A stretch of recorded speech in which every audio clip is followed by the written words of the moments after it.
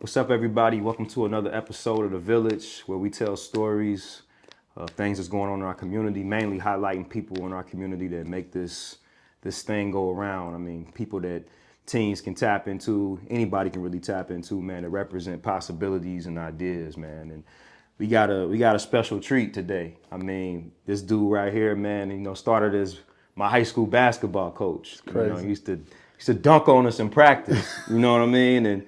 And then, when I found out he was making art and drawing and creating spaces like this. We're here in this exhibit right now, man. It's indescribable, and I'm just happy that we can sit here and talk and chop it up, man, on camera and talk a little bit about his journey through art, at the inner child, the journey within, and his role in our village. So I'm here with Mr. Gee Horton, man. My dog. Yeah, what's up, man? Yeah, man. Yeah, man. Yeah, absolutely, man. This is dope, man. You know what I mean? You came here to your space, man, to this exhibit, man, and it's wonderful, man. It's home. Yeah, I appreciate y'all. Appreciate you inviting me. Yeah. To be on the pod. It was a no-brainer when you reached out. Yeah, okay, I was cool, like, man, let's do it. Yeah, man. And then the timing of it too. It's like the show just opened Saturday. Yeah. This past Saturday, we had an incredible turnout. Roughly 400 people showed up. Yeah. Record-breaking numbers in this space. Yeah. And so really honored to be able to offer that to the community. It's a beautiful thing to see, man. I want to start from the beginning, before even I met you. Yeah. Just from, you, I mean, where you from, Right. of course, and then transition into being a basketball coach and all that. So I want to get into all that, man. So let's just start from the beginning, and you ain't got to give the whole book, sure, you know what I mean? sure, But just want to know like where you Yeah, from. originally from Louisville, Kentucky, born and raised in the west end of Louisville, Kentucky, Okay. which in proximity, in comparison to Cincinnati, the west end would be like the equivalent of like Avondale or the west, Westwood, not the Westwood, Avondale, Price Hill. You know what I'm saying? Grew up in the hood for real. Yeah. And I say that with pride because that has helped shape and mold the way in which I navigate in spaces that I'm in today. I was telling the story the other day about the little artist inside of me.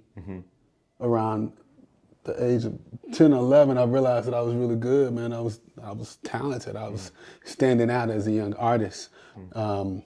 But I lived in spaces and communities that really didn't shine light on that creativity. I really didn't know how to like breathe life into it. And not saying I directly got picked on, but I knew you were considered weird or lame or different if you were tapping into that form of artistry, particularly like a person who would draw or paint. And so I kind of shied away from that and started to gravitate towards more acceptable social activities like basketball and football. Of course. You know what I mean? And so I think that was like the first time I experienced a sense of rupture. And I talk about rupture in the show a lot. Rupture from the sense of like experiencing like this reality that there's an element of purity that exists in all of us that can be disrupted. And the artist inside of me was being disrupted by that. And so, yeah, man, I started hooping. Started playing football first. Okay. And started hooping. And I found like community and a sense of belonging and all of those things, which led me to playing high school ball, which then transitioned to playing college ball. And even after that, I wanted to coach. Yeah. But crazy story, since we're talking to stories. Yeah. When I was in college, my last year in college, I needed a couple extra credits to graduate. And keep in mind, I was at Thomas More College. This is what brought me to Cincinnati, the region. Got you. And I needed a couple college classes to graduate. There was one course online, well, not online, in person, called Drawing on the Right Side of the Brain. In this class, they focused on the fundamentals of drawing. They also focused on like the psychological aspect of utilizing your right side of your brain in order to bring realistic drawings to life. So that was my first and only drawing class. Wow. And this was my last year in college. Wow. In that class, it taught me how to use the pencils and utensils and material that I'm using today. Funny thing about that story, 3 weeks before graduation, my college professor pulled me to the side. And keep in mind, I was in this class with art majors. And I was holding it down. I was holding my own. And she was like, who is this guy? Who is this athlete that's in her drawing? You know what I mean? Right. And like holding his own with these art majors. And she pulled me to the side. She said, you really got a gift. You should do something with it. And I looked at her and I laughed. And she said, well, if you don't, it's going to be one of the biggest regrets of your life. And I was like, whatever. Yeah. Fast forward, I didn't listen. Yeah. Ended up pursuing a path of coaching college basketball, or coaching basketball, which took me back to Louisville to get my master's in social work.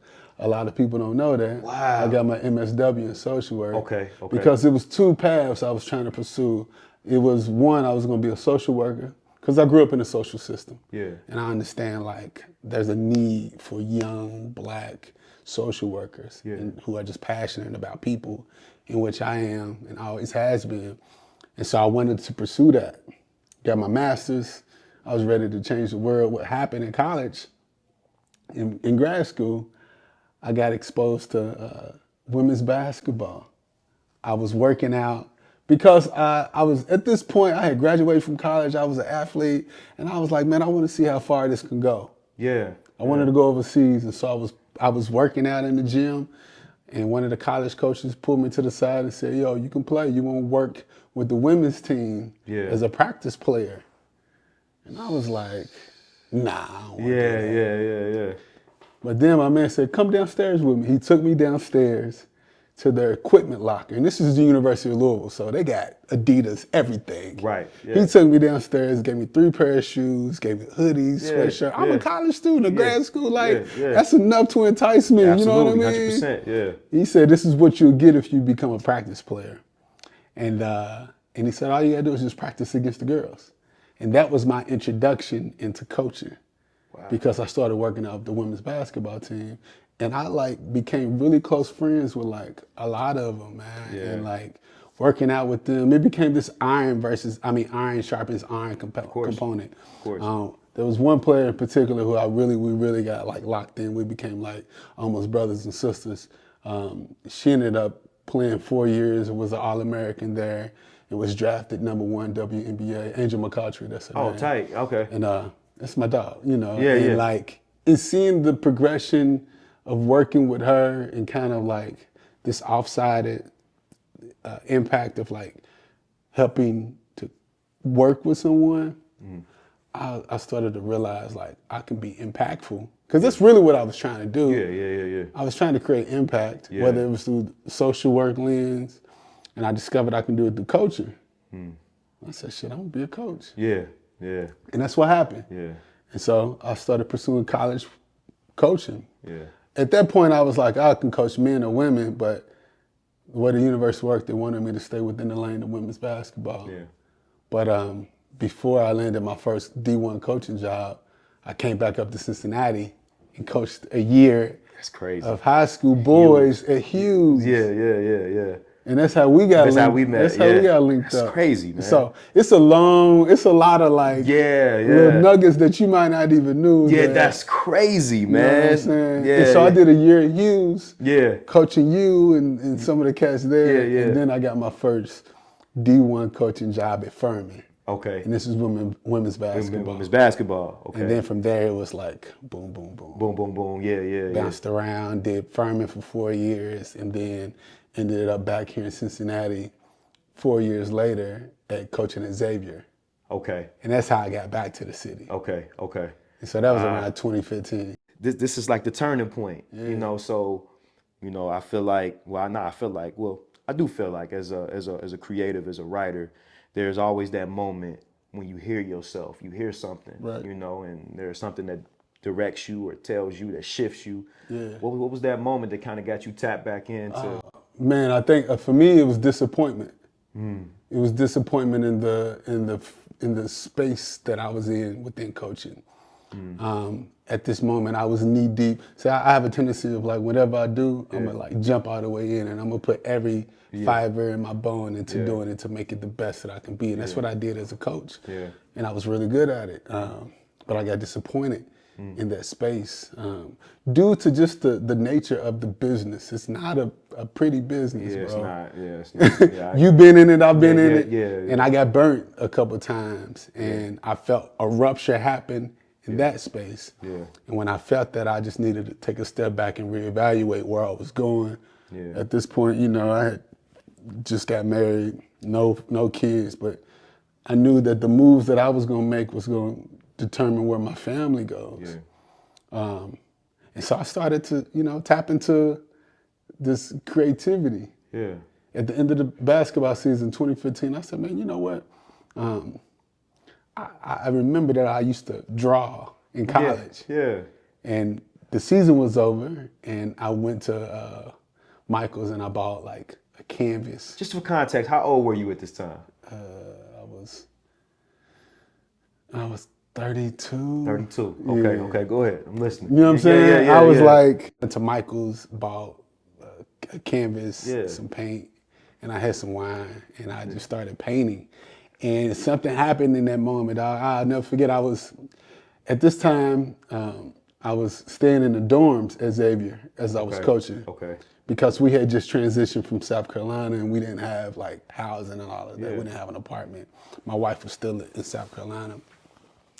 And season was over, dog, and I just started painting, man, listening to some music. And that was like the gateway that opened up this creative outlet. Because at first it was just an outlet. And so it went from painting to more painting. To, damn, how can I? First it was abstract, to then more representational art of like figures and people. To then, how can I get better at this? And it was like, I just felt like in a matter of 3 months, I went from this super loose abstract paintings to like these refined, tight paintings of Michael Jordan and shit like that. Yeah. And I was like, not only was I like experiencing a level of freedom, but I was also expressing myself. And then one thing led to another. I see you got Storyteller on your hat. I always felt like I had this ability of telling stories, regardless of the capacity that I was in. And I think creatively early on, I was trying to tell stories. And so I went from these super loose abstract paintings to these portraits of Michael Jordan to like now trying to tell a story about not just Michael Jordan's, but the shoe phenomenon.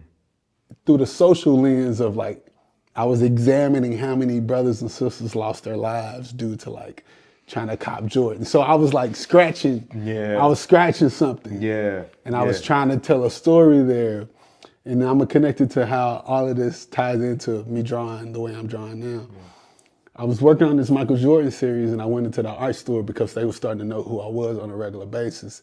And I remember talking to one of the employees there. Her name was Heather.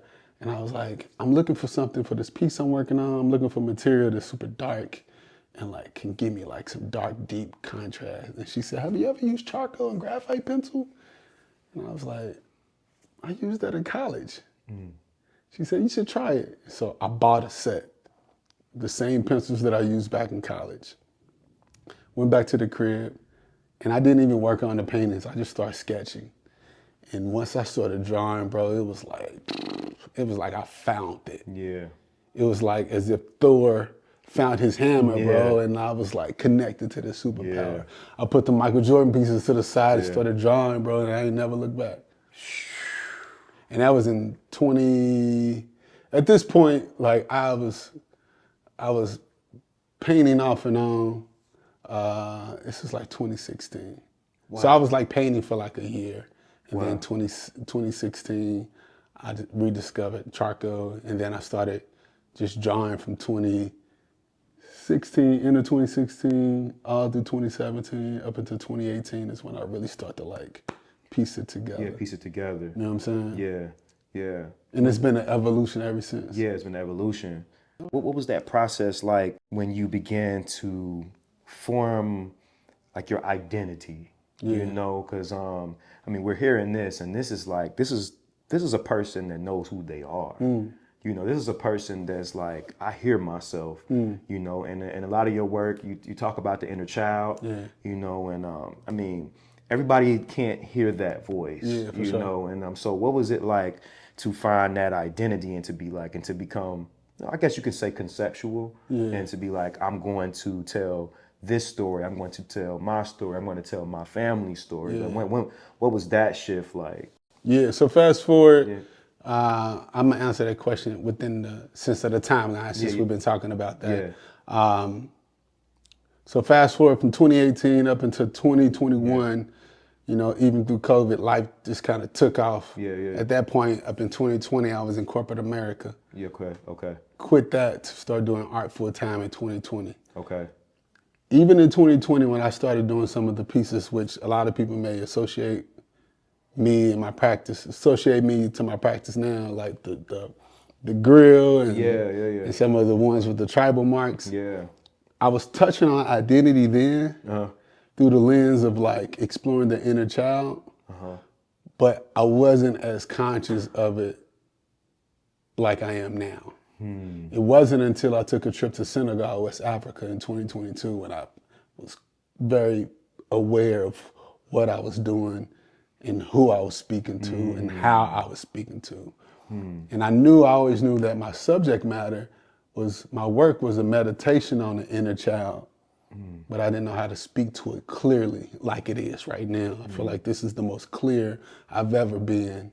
And although this is only my second solo exhibition, but I feel like I'm so clear and so aware of who I'm speaking to, what I'm speaking to, and where I want the work to take the viewer, you know what I mean? So it just took some time, bro. So it's like, it's kind of just like, you know, you got a couple themes that you're trying to spit on, and you touching on them, but the more you stay locked in on that theme, the more refined you get on the subject matter. Of course. And so I had some work to do too. Like Kendrick said, I had some healing to do. Of course. And that trip to Senegal really helped me see myself in a different capacity. Interesting. I want to dive in on that. So do you, because like it's a fact that 95% of the things that we do are unconscious. For sure. So this and the things that come out in your art it definitely seems like it's coming from the subconscious. Do you, in your art spiritually, do you see that it's like healing like that subconscious mind and like really shifting DNA, bro? Oh my God, dog. Yeah. Not even that. Like I feel like this particular space that we're in right now, which is entitled Over Granny's House. This ain't even necessarily. Yes, I'm a byproduct of a person who is experiencing healing and transformation through creating this work. I feel like I'm mending generations of spiritual components and ancestors, and offering a form of healing through this capacity, bro. Like I'm very clear of that. Like if you look on this wall, and I know the camera can't shift, like these are my ancestors, man. This is my great grandparents, aunts, uncles, mom, dad, and so like a lot of this work has been developed through a level of consciousness and intentionality on what it is I'm trying to offer the viewer. In order to do that, I have to experience some level of transformation in inner child work. All of this is inner child work. You know what I mean? Just to even have knowledge of who they are, like it's just like so many of us in our communities, we don't even know where we come from. We don't even know who our elders are. So to even have knowledge of these people, now was this history passed down to you? And another part of that question, was this history passed down to you, and do you feel like they communicate to you through your work? No doubt. I think that has been, so I'm gonna answer the second part. Yes. I think the message, the communication part from my ancestors has been more of a call to action. And the action, for me particularly, has been around who's preserving the legacy.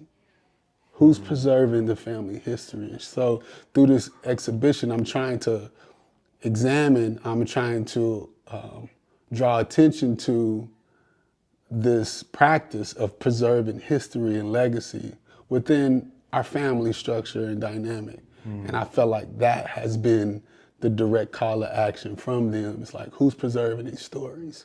Who's maintaining these stories? And not only that, who's showcasing these stories in a way that breathes life to the complexity, to the beauty, and just like the honesty in which they kind of been presented to us. And through this work, I'm raising my hand and say like, yo, I got it.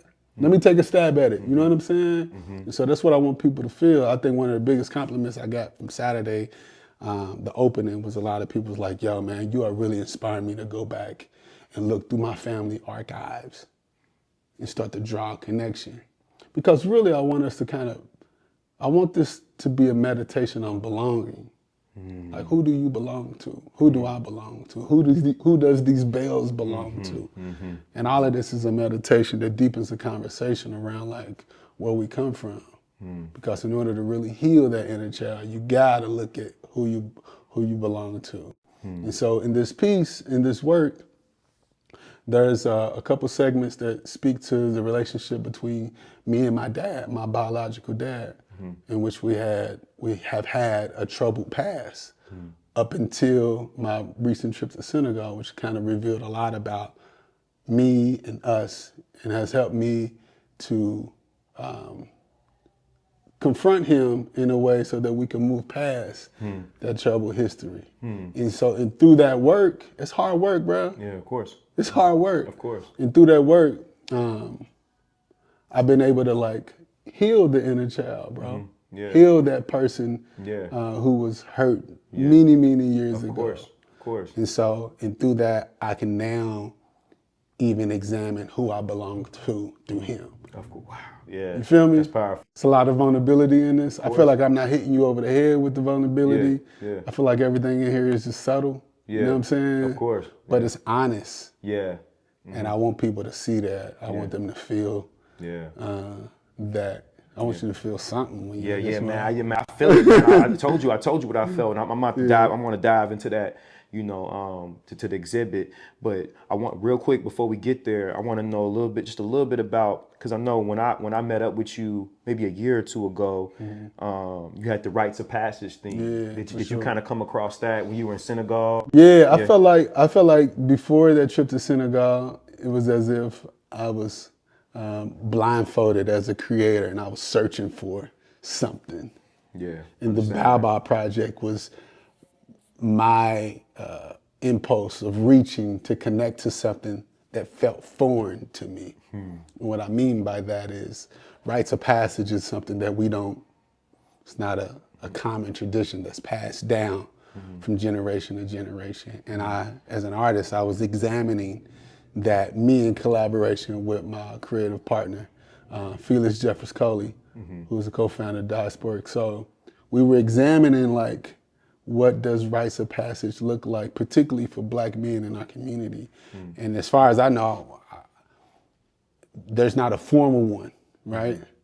Other than the fact of like what you experience when you're in the barbershop. And so through establishing the Baobab Project, we wanted to draw a juxtaposition to this work, this rites of passage work, to the modern day barbershop, which is it's a contemplative space where we all experience some form of like rites of passage. Of course. In that space, we talk about certain things that, you know what I'm saying, you might not talk in commonplace. And so through employing like photography and conversation and tribal paint, I wanted to take brothers through that. And a lot of that project is really just one-on-one conversations. Yeah.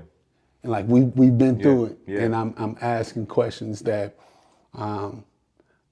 unfortunately, Black masculinity doesn't offer space for us to explore personal questions like, when did you become a man? Yeah. You know what I'm saying? Yeah. When did your childhood? When did you see it rupture? Yeah. And so just allowing space for us to just have these conversations. Yeah. Yeah. And what comes up from the tribal markings is a reflection of the conversation. And then I capture that through Polaroid, and then it's projected on a contemporary our gallery space. Yeah. You know what I'm saying? Yeah, I love that, man, and I love that you've inspired me like to incorporate, you know, that in my writing, in my journal, man, just So capturing more Polaroids and capturing more I moments. saw I see Yeah, you, dog. yeah. I was like, yo. Yeah, And I went to see comment. I was Yeah, I like, saw that. I was I like, saw that. you know, I was like, you just had me going, man, Yeah. and it's helping my writing because For it's sure. like, you know, I can capture it right there, and I'm just Right. like, and I can write about what I just saw. So Right. I'm definitely going to, like, you know, incorporate some of that in my teachings and in my classes, man. You know, get a couple cameras, and because they can print it out right there and get a joint. You know what I mean? It's such a for me personally too. Like Polaroids had a lot to do. Like there's a social economic dynamic to it too. Yeah, Like back in the day, we couldn't afford a fancy camera. yeah, Only thing we could really afford was the throwaway cameras and the Polaroid joints. yeah. And so I'm also speaking to like the accessibility aspect of it too. Yeah. But then also there's a nostalgic component that allows you to kind of go back and reflect back, which is what the Bow Bow Project is intended to do. It's all about reflecting back and looking at like that moment in which you transition. Yeah. And so like it's a perfect medium to kind of like marry like the intentionality of the project with an art material, or art medium. You know what I mean? Yeah. Man, that's beautiful, man. So now we here. You know, now we here. We've arrived to this space, man, and we're in the space, the Kennedy Heights Art Center. You know, you got this exhibit going, man.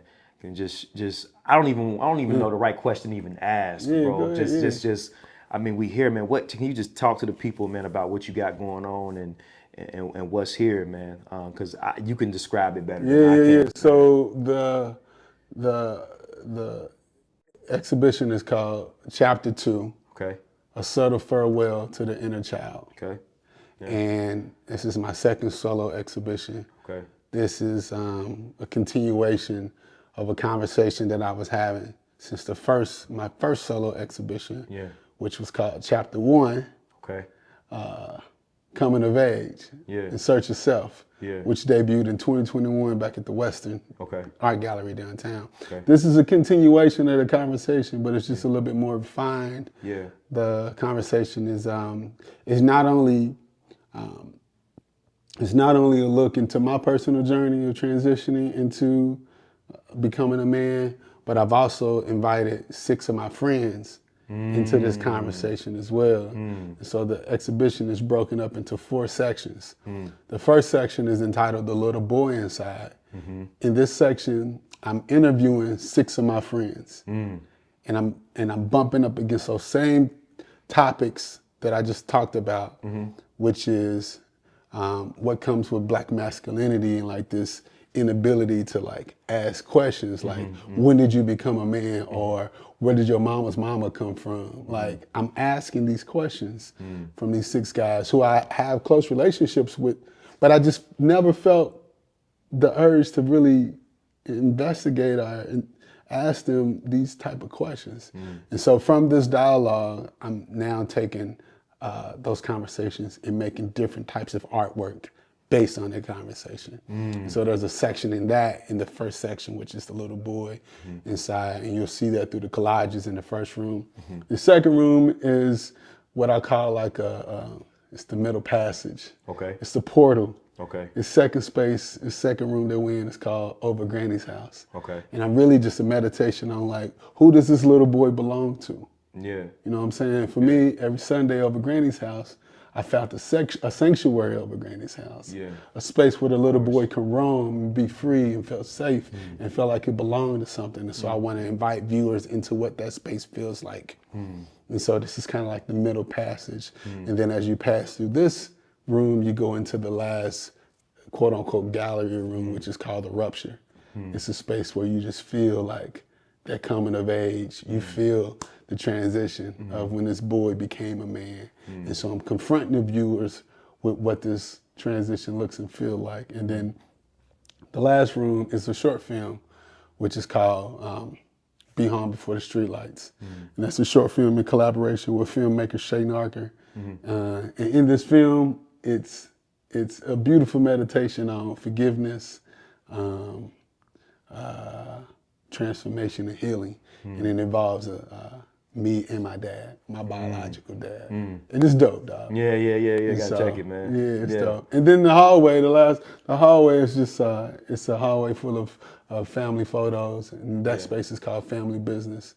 Whereas I'm like looking at the same photos that come when you take ownership of archiving the family photo. I just took them out of the book and put them into a gallery space. Yeah. And so it's the way someone described the show to me, although it's still fresh, they described it as a meditation. It sure feels. And that's what it feels like. Yeah. And then I don't know if you had a chance to experience the audio tour. I gotta check that joint. I didn't get to, it was too packed, man. Yeah. It was It's an audio tour, and it's about seven what we call bus stops on an audio tour. And in the bus stops, there's music associated with what you're hearing that somebody's guiding you through. And the music really serves as a vessel to kind of put you within the emotional frame of what we want you to feel as you navigate through the space. Yeah.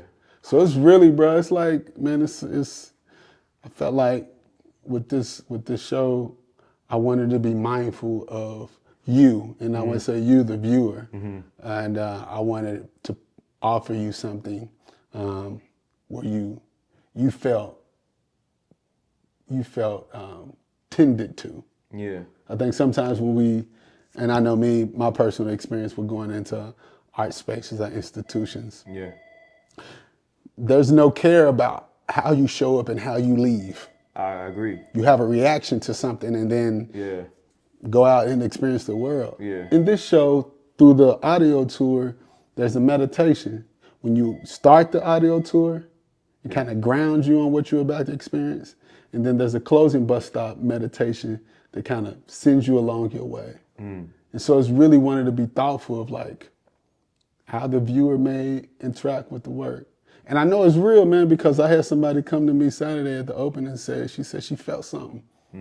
She felt something when she came in this room and she had to tuck it back in. Yeah. And so as an artist, I want to be mindful of and not saying I'm responsible, but I do want to be mindful of what you may experience. Of course. And create space for you to kind of reflect back on that before you go out into the world. You know what I mean? Of course. So I'm really proud of that, bro, because, like I said earlier, I know exactly who I'm talking to in this work. And I want to be gentle with the viewers, almost like I'm holding your hand through the entire show. Yeah, man, it sounds like that was a lot of empathy and even just putting such a thing together, man. Just bro. Like just the process of that. Yeah, I mean, just even putting this together. So did your family get to come? Bro, yeah. Both I mean, what was their reaction, man? I didn't even know they was all pulling up. Okay. They all from Louisville. I didn't know. Yeah, man. I knew someone was gonna show up, but they came in a van, bro. It was like deep. Yeah. And it was overwhelming, but it was also beautiful too, because there was a moment towards, I think, the opening reception was from 6 to 9. And it was maybe like 8:45, and my daddy's family, they was all in this living room space. Yeah, man. And just chilling. My granny, who was in a wheelchair, she was sitting right where you were. Seen her. You know what I mean? And they was just all in this space, just chilling. Wow, and it felt like over Granny's house. That's exactly what they do over Granny's house. Man. You know what I mean? And so to be able to create something where they can experience it, but also look at these Polaroids hanging on these strings. I'm definitely gonna have a connection. Put all these in there, man. Bro. Yeah. So it was really dope to be able to see what I created for them. Yeah. You know what I mean? I created for them, and this work is. What I try to do, I try to hide on the back end of my work. Yeah. Unlike you know what I'm saying? When you spit bars, you at the forefront, your voice is there. Yeah. I can create something and kind of hide. I like that. So I've been able to hide behind the people I love. Yeah, man, that's beautiful, man. And in a way, like you made a contribution to the ancestors, like you made this offering. For sure. You know what exactly I mean? What it is. Yeah, it's an offering in a way, man. Yeah. Wow. So these chapters, are they going to continue? Yeah. The next chapter is coming real soon. Okay. Wow. Okay. Yeah. Okay. It's coming. Chapter 3 is coming real soon. That's beautiful. Like man. in a couple months. Oh, word. Yeah. In a major way. Man, bro. G, man. Yeah, man. I gotta keep going, dog. Yeah, I love that. I love that, man, and I love what you represent. I just got a couple more questions before we roll. We talked about your art. We talked about your voice. talked about your beginnings. Man, I want to, you know, what people don't see, and you know, I know you're a family man and you're a married man, and then, so what is Gee the artist do to unplug? You know what I mean? When he begins to like rest and decompress, and then he's stepping away, like, What do I do to unplug? Wait, what do you do, man? I travel, dog. Yeah. I like to get away. Yeah. Getting away from me allows me to release and let go of like everything that I'm holding. Yeah. As an artist, as a husband, father, brother, you know, whatever. Yeah. In this space. And so I love to travel. Every place we travel, I'm always trying to visit a museum or a gallery of that source. Just because I think for me, I'm still new in this, bro. I'm still new in this space. Yeah. You know what I'm saying? You gotta keep in mind, I'm only 4 years in, bro. It's wild. You know what I'm saying? What I mean? I'm 4 years in, going on 5. Yeah. And I'm still trying to figure out what's possible. Yeah. And sometimes when I go to art museums and I see other artists' work, it's like when you listen to an artist spit, you like, to flip these words like that. Yeah. And not to take, but it's inspiring to see what all I can do. Yeah. And what rules can be bended or broken. Yeah. And for me, that is what I really like to do that, man. I can get lost in galleries, dog. Yeah. And I'm reading all the texts. Yeah. You know what I'm saying? I'm sitting with work. I like to sit down. And that's one of the reasons why I wanted, in this exhibition, I wanted to create a space where you can sit down. Yeah. It's not really offered in a lot of spaces. I want you to sit down. I want you to sit with this. Yeah. Because you might need to. Yeah. You feel me? Yeah. And so, that's what I do to kind of unwind, bro. Yeah. You know what I'm Yeah, saying? man, that's necessary, man. Like, are you a nature person too, man? Yeah, man, for sure. I like to be outdoors. Yeah. My best ideas come from walking. Okay. You know what I'm saying? Yeah. Like sometimes I'm locked in the studio for hours. Yeah. And I might just need to take a walk. Yeah. And just about 90% of the times when I get up and I walk, it comes to me. Yeah. Sometimes things come to me and I'm not even ready. Yeah. But it comes. Yeah. And so spending time with nature, spending time outdoors is always like a plus for me. Yeah. I love that, man. I love that. Mainly what the village represents, man, is these people, including you, you represent possibilities in our community, man. Sure. For a lot of young people who may not have seen anything outside of the neighborhood. So, you know, right now, you know, sometimes I show these to the young teens I work with. Right. So right now, man, if you could tell your younger self, you know, you could have that conversation, you know, like what would you say, man? And you know, and what type of conversation would you have? I tell them like, no fear. Yeah. Be fearless. Yeah. Be fearless. Don't be afraid to fail. Yeah. Because that's my younger self. He's gonna learn that way. Mm-hmm. You know what I mean? 2 things: be fearless. Don't be afraid to fail, and don't dim your light.